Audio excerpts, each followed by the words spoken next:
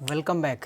तो इस वीडियो में हम लोग जो 12th क्लास के बायोलॉजी के जो चैप्टर्स पहला जो था जीवों में जनन, उसके हमने 2 वीडियो आपको अपलोड कर रखा है। ठीक है, अब ये आज ये तीसरा उसका वीडियो है। इस तीसरे वीडियो में हम लोग पढ़ेंगे केवल और केवल लैंगिक जनन के बारे में। इसके पहले हमने और लैंगिक जनन के बारे में बता दिए हैं। अब आपको पढ़ना है क्या चीज़? लैंगिक जनन यानी सेक्सुअल रिप्रोडक्शन। तो और लैंगिक जनन में हमने आपको बताया था कि और लैंगिक जनन में केवल एक ही जीव अपने आप को क्या करता है, अपनी संतति को बढ़ाता है, जबकि लैंगिक जनन में केवल और केवल 2 ही जीव क्या करते हैं, 2 जीव भाग लेते हैं और इस विधि में अपनी संतति को क्या करते हैं, बढ़ाते रहते हैं। तो और लैंगिक जनन यानी सेक्सुअल रिप्रोडक्शन जो होता है, इसमें 2 विपरीत लिंग वाले जीवों की ज़रूरत पड़ती है। बिना 2 विपरीत लिंग वाले जीवों के बिना अब सेक्सुअल रिप्रोडक्शन कंप्लीट नहीं होता है, क्योंकि वो हमने अलैंगिक जनन में बताया था कि केवल उसमें सिंगल कोई ऐसा जनक होगा जो अपने आप को डिवाइड करेगा या अपने आप को विखंडित करेगा, विखंडित करके तोड़ ताड़ के कैसे भी एक जीव को बना देगा।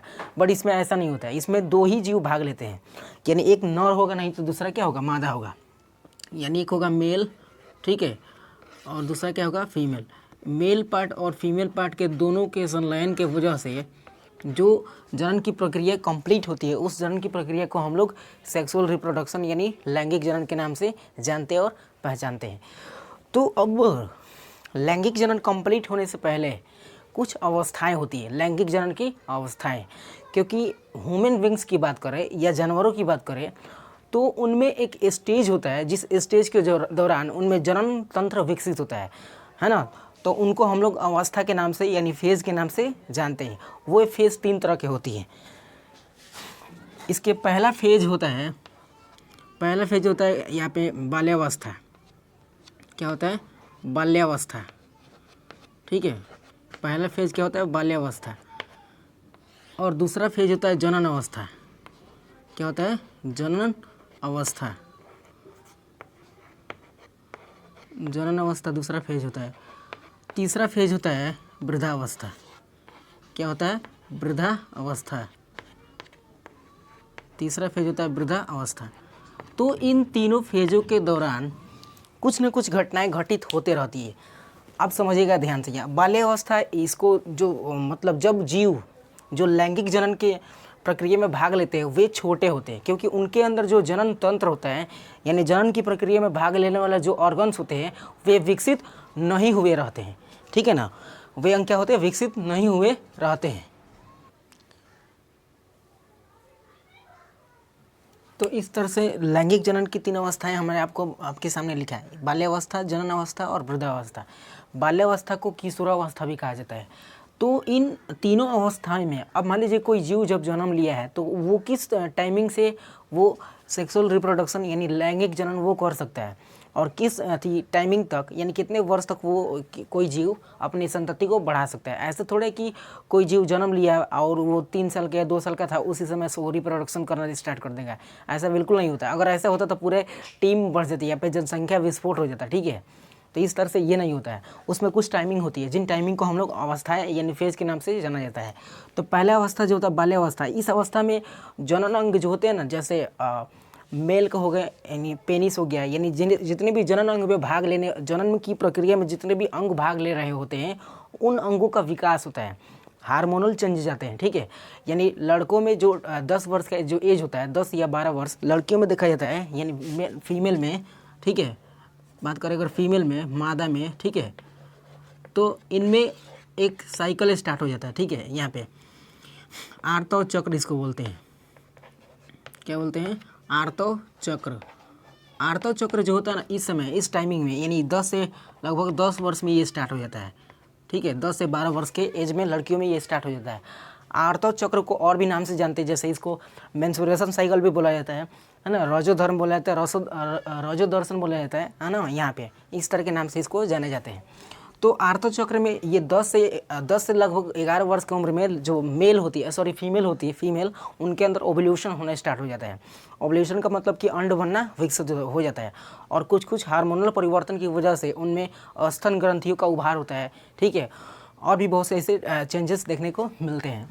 वही बात करें अगर मेल में, तो मेल में क्या होता है देखिएगा, मेल में, सॉरी यहाँ पे मेल में मेल में कोई ऐसा चक्र नहीं पाया जाता है। उनके जो अंग होते हैं, पेनिस हो गया, ठीक है, या वृषण हो गया, उनका उभार होना स्टार्ट हो जाता है और लड़कों में वॉइस चेंजेस वगैरह ये होने लगते हैं, मतलब आवाज़ का भारीपन होने लगता है और साथ ही साथ दाढ़ी मूछ का भी निकलना शुरू हो जाता है, ठीक है। ये सारी प्रक्रियाएँ संपन्न होती है किस अवस्था में, तो इस अवस्था में। तो इन अवस्था में जब ये सभी यहाँ पे ये इस अवस्था में स्टार्ट होता है, जनन अवस्था में, ठीक है। ये सारी जो प्रोसेस हम बता रहे थे आपको, वे सब के सब जनन अवस्था में स्टार्ट होता है। और इससे पहले क्या होता है कि जितने भी जनन अंग होते हैं, यानी इस अवस्था में, बाल्यावस्था या किशोरावस्था में, उसमें किसी भी तरह के जो ऑर्गन्स होते हैं, अंग, ठीक है, सेक्सुअल अंग, वो विकसित नहीं हुए रहते हैं, वो विकसित हो रहे होते हैं इस अवस्था में, और इसमें पूर्ण रूप से विकसित हो गए रहते हैं, ठीक है। तो इसी अवस्था में कोई जीव अपनी संतति को क्या करता है, अपनी टीम को, अपनी पूरे आर्मी को बढ़ाता है, ठीक है। आई होप आप समझ गए होंगे। वृद्धावस्था में जितने भी ऑर्गन्स होते हैं जो लैंगिक जनन में भाग ले रहे थे, यानी ओवम का बनना, ये फाइनली क्या हो जाता है, ख़त्म हो जाता है। तो अगर बात करें फीमेल की, तो फीमेल में ओवल्यूशन या मासिक चक्र केवल 45 से 50 वर्ष तक देखा जाता है। कितना तक, 45 से 50 ईयर्स तक देखा जाता है। उसके बाद ये ख़त्म हो जाता है इनमें, ठीक है।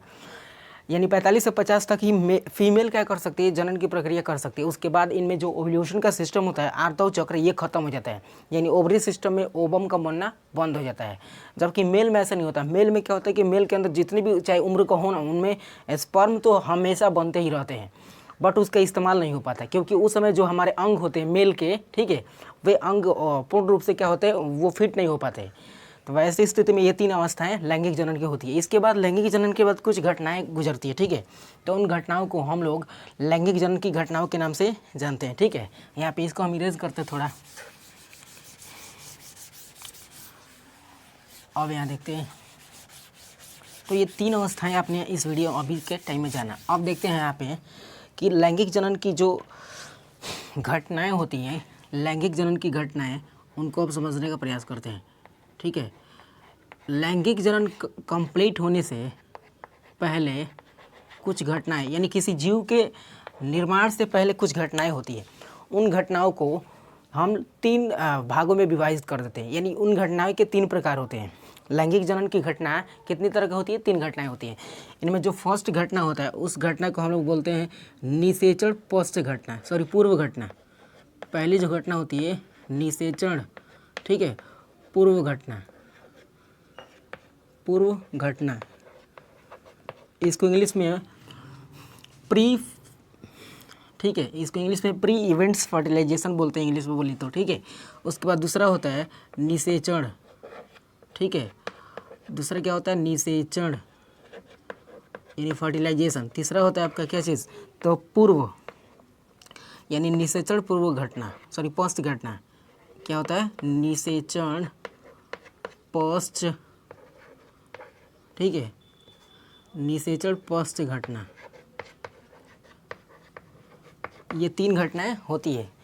लैंगिक जनन में कितनी घटनाएं होती है, तीन घटनाएं। एक निषेचन पूर्व घटना होता है, एक निषेचन पश्च निषेचन घटना। ये तीन घटनाएं को हम लोग लैंगिक जनन में बांट दिया जाता है, ठीक है।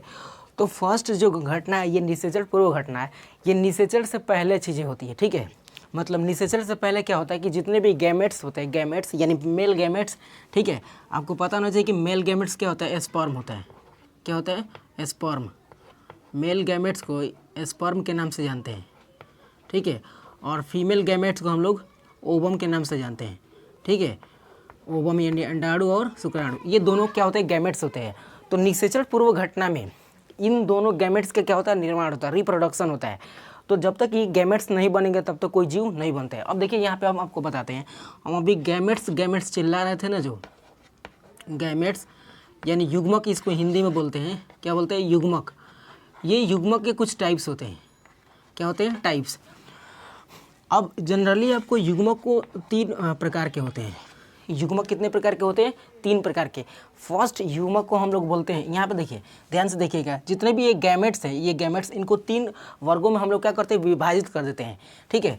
तीन वर्ग कहने का मतलब कि तीन प्रकार, वर्ग नहीं, ठीक है, क्लास नहीं है, यहाँ पे तीन प्रकार होते हैं। फर्स्ट जो इसका प्रकार होता है, इसको समयुग्मक के नाम से जानते हैं, समयुग्मक, ठीक है। इसको समयुग्मक के नाम से जानते हैं। इंग्लिश में आइसोगैमी बोला जाता है, ठीक है, आइसोगैमेट्स। समयुग्मक को इंग्लिश में क्या कहते हैं, आइसोगैमेट्स, आइसोगैमेट्स, गैमेट्स, इनको आइसोगैमेट्स के नाम से जानते हैं। अब ये वैसे युग्मक होते हैं, युग्मक माने सबसे छोटी इकाई, ठीक है, मतलब कि जिस छोटे इकाई से किसी जीव का निर्माण हो रहा है वह युग्मक कहलाएगा। जैसे जो मेल या फीमेल जो होते हैं, ठीक है, ये दोनों एक तरह से लैंगिक जनन के क्या होते हैं, एग्जाम्पल्स होते हैं, ठीक है, विपरीत लिंग वाले जीव होते हैं। तो इनमें स्पर्म और ओवम ये दोनों के दोनों क्या होते हैं, एक गैमेट्स होते हैं, युग्मक होते हैं। क्या होते हैं, युग्मक यानी गैमेट्स होते हैं। अब इन युग्मकों को हम लोग इस तरह के बहुत से जीवों में अलग अलग युग्मक पाए जाते हैं, यानी गैमेट्स पाए जाते हैं। तो उन युग्मकों को हम लोग 3 प्रकार से जानते हैं। पहला युग्मक है समयुग्मक। समयुग्मक कहने का मतलब कि जिस युग्मक का आकार, ठीक है, वैसे युग्मक जिनके आकार, ठीक है, जिनके आकार और आकृति, जिनके आकार और आकृति, सॉरी यहाँ पे आकृति लिखते हैं, जिनके आकार और आकृति क्या हो, समान होना चाहिए। जिनके आकार और आकृति क्या होना चाहिए, समान होना चाहिए। तो वैसे युग्मक को हम लोग आइसोगैमेट्स बोलते हैं। आइसोगैमेट्स, ठीक है। वैसे युग्मक जिनके आकार और आकृति एक जैसन होता है उन युग्मकों को हम लोग आइसोगैमेट्स बोलते हैं। उदाहरण आपको बताते हैं। उदाहरण होगा क्लेमाइडोमोनास डेब्रियनम, इसका उदाहरण होगा क्लेमाइडोमोनास, ठीक है, क्लेमाइडोमोनास,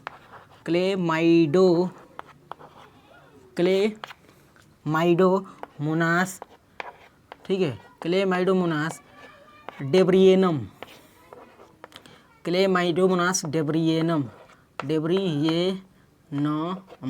ये होता है। ये क्लेमाइडोमोनास डेब्रियनम जो है ना, इनके आकार और आकृति, आकार कहने का मतलब कि ये कितने कैसे शेप में है, गोलाकार है कि त्रिभुजाकार है कि चतुर्भुज के रूप में, या किस शेप में है, ठीक है। आकृति का मतलब ये होता है, आकार का मतलब होता है उसकी लंबाई और चौड़ाई कितनी है, ठीक है। तो ये जो गैमेट्स होते हैं ये लगभग देखने में सेम लगते हैं, ठीक है। और इन गैमेट्स को आप देखकर बता भी नहीं सकते हैं, यानी जो आइसोगैमेट्स होते हैं इन गैमेट्स को देख के आप बता नहीं सकते कि कौन मेल है और कौन फीमेल है, क्योंकि ये दोनों के दोनों आकृति और आकार में क्या होते हैं, समान होते हैं, एक जैसे होते हैं, ठीक है। अब हम कह रहे कि ये दोनों के दोनों मेरी उंगली एक जैसा है, इनका आकार और आप सेम हो, तो आप इन दोनों में से नर और मादा को पहचान नहीं सकते हैं। उसी तरह से जो आइसोगैमेट्स यानी समयुग्मक होते हैं इनको आप देख के नहीं पहचान सकते कि कौन नर है और कौन मादा है। तो इसका शेप जो स्ट्रक्चर होता है, इसके पहले वीडियो में हमने बताया भी आपको, ठीक है। इसको जो स्ट्रक्चर कुछ इस तरह से होते हैं, ठीक है, इसके स्ट्रक्चर कुछ इस तरह से होते हैं, इस यहाँ पे। उसके बाद एक और इसी शेप का रहता है, ठीक है, यहाँ पे थोड़ा खुला रहता है। आप स्ट्रक्चर की ऊपर ध्यान दीजिएगा थोड़ा सा, ठीक है। यहाँ पे ये कुछ इस शेप में पाए जाते हैं, ठीक है। यही आप देखिएगा ना, औंठाई अगर देखे होंगे ना, गाय के जो शरीर में पकड़ती है, सब छोटे छोटे जो जुई होती है ढील टाइप के, वो इसी शेप में ये दोनों के दोनों पाए जाते हैं। इसके पहले वीडियो में हमने इन दोनों के बारे में बहुत अच्छे से डीपली बताया, आप जाकर उस वीडियो को जरूर देखिएगा। तो ये दोनों के दोनों, आप यहाँ पे देख रहे हैं कि स्ट्रक्चर दोनों का सेम नहीं दिख रहा है, जबकि यहाँ पे हम बनाए हुए हैं। रियलिटी में ऐसा ना होता है, ऐसा होता है कि इन दोनों का स्ट्रक्चर समान होता है। क्या होता है, समान होता है। और ये चल बीजाणु जनन के उदाहरण में भी हमने बताया था इसको, ठीक है। तो ये जो इनके मोच देख रहे हैं, मोच, ये मोच को हम लोग फ्लैजिला बोलते हैं। क्या बोलते हैं, फ्लैजिला। ये फ्लैजिला इन जीव को आगे बढ़ने में क्या करता है, हेल्प करता है। जैसे हम लोग जब चलते हैं तो हमारे पैरें हेल्प करती है ना चलने के लिए, उसी तरह से ये क्लेमाइडोमोनास जो डेब्रियनम है, इनको ये फ्लैजिला चलने में क्या करता है, हेल्प करता है। तो इनके आकार और आकृति क्या होते हैं, सेम होते हैं, ठीक है। और इनमें से आप देख के नहीं पहचान सकते इनको कि कौन नर और कौन मादा है। ऐसा आप स्ट्रक्चर में देख रहे हैं कि टेढ़ा मेढ़ा थोड़ा सा है, बट ये सेम ऐसा नहीं होते हैं, ठीक है। जो बनाया है जैसे हम, ऐसा नहीं होता है। रियलिटी में होता है कि इनकी आकृति और आकार क्या होता है, समान होता है। तो जिस युग्मक का आकृति और आकार समान हो वैसा युग्मक को हम लोग आइसोगैमेट्स के नाम से जानते हैं और समयुग्मक के नाम से जानते हैं। आई होप आप ये समझ गए होंगे। उसके बाद दूसरा होता है, ठीक है, अभी निषेचन पूर्व घटना ही हम लोग पढ़ रहे हैं, उसके बाद ये दोनों को पढ़ेंगे फाइनली। उसके बाद आप इसका उदाहरण भी याद रखिएगा। आइसोगैमेट्स का उदाहरण क्या होगा, क्लेमाइडोमोनास डेब्रियनम। उसके बाद होता है, यहाँ पे देखिएगा, इसको मिटाते हैं। उसके बाद दूसरा जो गैमेट्स होता है वो होता है असमयुग्मक। दूसरा क्या होता है, असमयुग्मक, युग्मक, असमयुग्मक, इसको इंग्लिश में बोलते हैं एनआइसोगैमेट्स, एनआइसोगैमेट्स, एनआइसोगैमेट्स। एनआइसोगैमेट्स का मतलब कि देखिए असमयुग्मक, समयुग्मक में हमने आपको बताया था कि जिसके आकार और आकृति समान हो, जिसमें से आप नर और मादा को नहीं पहचान सकते। बट इसमें ऐसा होता है कि आप इसमें आकार के समान नहीं होता है। क्या होता है? आकार समान नहीं होता है, बट उनकी जो आकृति होती है वो क्या होता है? समान होता है। क्या होता है? आकृति समान होता है। आकृति कहने का मतलब यहाँ पे देखिएगा, जैसे अगर इसका उदाहरण हम बात करें, जैसे हमने बोला कि असमयुग्मक में आकार जो होता है, आकार, ठीक है, आकार असमान होता है, आकार असमान होता है, और जो आकृति होती है, आकृति ये, ठीक है, ये समान होता है। ये क्या होता है? समान होता है। इनमें से आप देख के पहचान सकते हैं कि कौन नर है और कौन मादा है, ठीक है। यानी असमयुग्मक एनआइसोगैमेट्स जो होते हैं, इनको आप देख के पहचान सकते हैं कि कौन नर है और कौन मादा है। तो यहाँ पे इसका उदाहरण जो होगा क्लेमाइडोमोनास, ठीक है, इसका उदाहरण होगा क्लेमाइडोमोनास, ठीक है, ब्राउनी, क्लेमाइडोमोनास,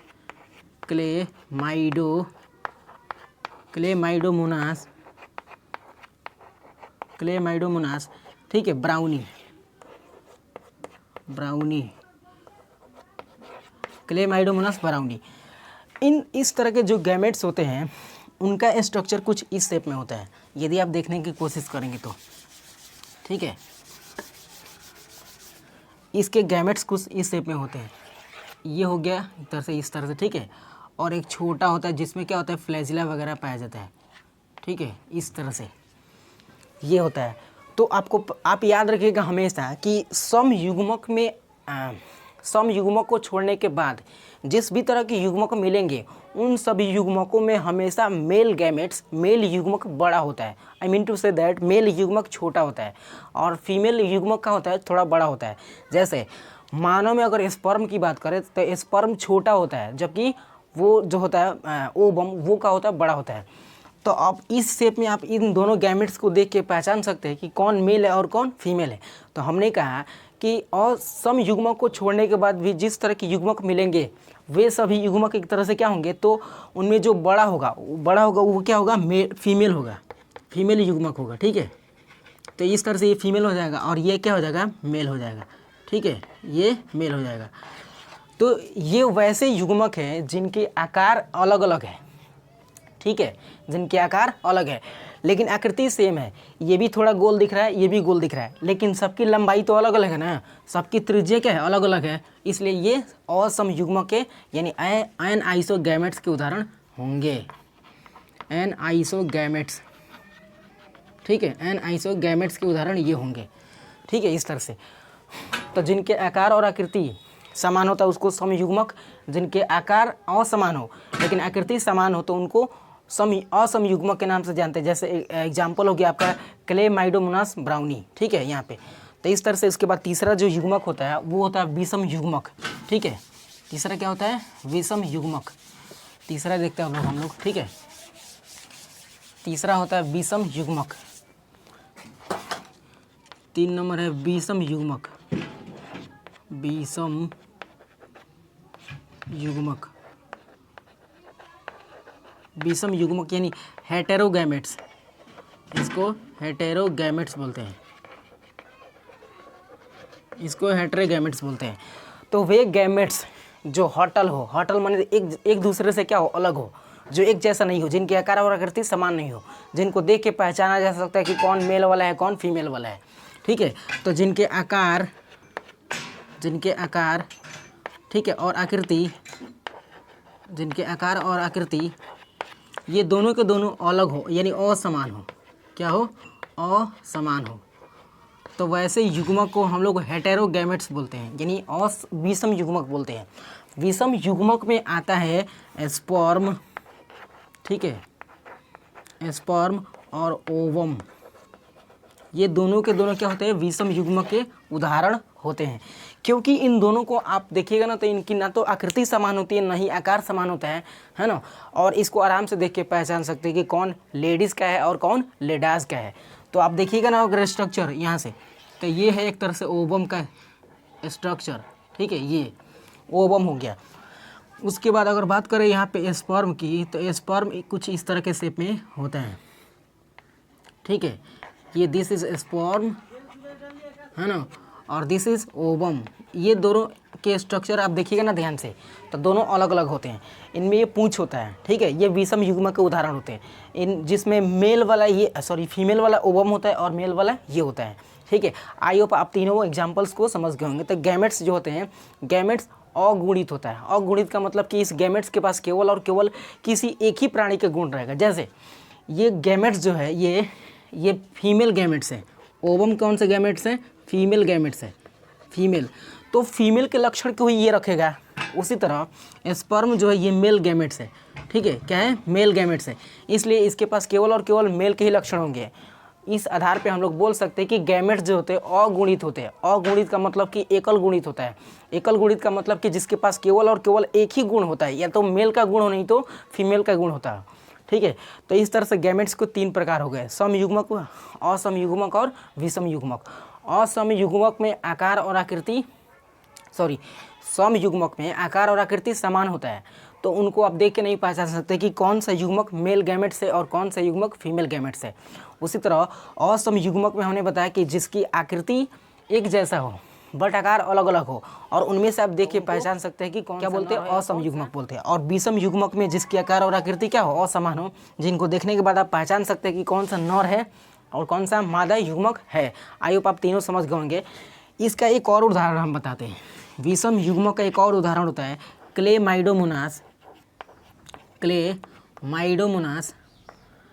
क्लेमाइडोमोनास, ठीक है। तीसरा उदाहरण जो होता है क्लेमाइडोमोनास, ठीक है, यहाँ पे क्लेमाइडोमोनास, ठीक है, कोक्सीफेरा, क्लेमाइडोमोनास कोक्सीफेरा। तो ये तीसरा उदाहरण है क्लेमाइडोमोनास कोक्सीफेरा, जो विषम युग्मक का उदाहरण है। तो इस वीडियो में हम लोग इतना ही रहने देते हैं। इसके दूसरे नेक्स्ट वीडियो में आगे की बातें को नेक्स्ट वीडियो में हम लोग अपलोड करने वाले हैं।